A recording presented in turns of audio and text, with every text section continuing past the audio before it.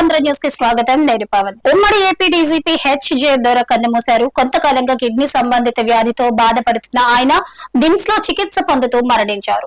1943లో శ్రీకాకుళంలో జన్మించిన దొర విశాఖ ఆంధ్ర విశ్వవిద్యాలయంలో మాస్టర్స్ చేశారు. 1965 బ్యాచ్ కు చెందిన ఐపీఎస్ అధికారి. కేంద్రంలో విజిలెన్స్ అధికారిగా సిఐఎస్ఎఫ్ కి డైరెక్టర్ జనరల్ ఆఫ్ పోలీస్ గా పనిచేశారు. పదవిలో ఉండగా ఆయన్ని చంపేస్తామని మావోయిస్టులు అప్పట్లో బెదిరించారు. ఏపీ కేబినెట్ నిర్ణయాలు ఒకసారి చూసుకుందాం.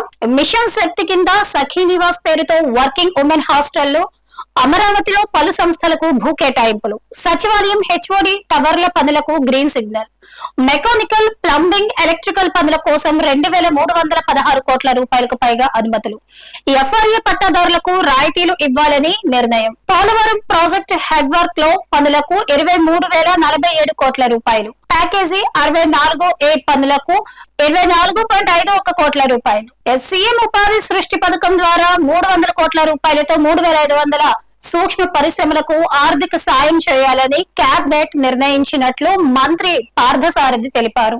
దీని ద్వారా 17,000 మందికి ఉపాధి లభించనుందన్నారు.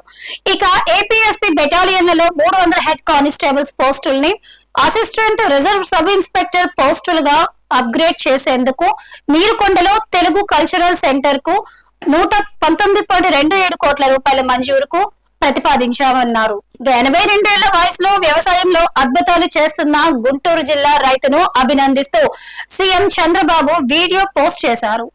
కొల్లిపర మండలం అత్తోటకు చెందిన రైతు రోసయ్య 75 సెంట్ల భూమిలో 52 రకాల పంటలు పండిస్తూ నెలకు 20,000 రూపాయలకు పైగా సంపాదిస్తున్నారని పేర్కొన్నారు. 2016లో ఏపీలో ప్రకృతి వ్యవసాయాన్ని ప్రోత్సహించడానికి తీసుకున్న చర్యలతో ప్రేరణ పొంది ప్రకృతి సాగు మొదలు పెట్టారని తెలిపారు. ఇక సీఎం చంద్రబాబు అధ్యక్షతన నిర్వహించిన కేబినెట్ భేటీ ముగిసింది. 27 అజెండా అంశాలకు కేబినెట్ ఆమోదం తెలిపింది. కాగా అనారోగ్యం కారణంగా ఈ భేటీకి డిప్యూటీ సీఎం పవన్ కళ్యాణ్, హోంమంత్రి అనితతో సహా మంత్రులు నాదెండ్ల మనోహర్, గొట్టుపాటి రవికుమార్, టీజీ భరత్, ఎండి ఫరూక్ హాజరు కాలేదు.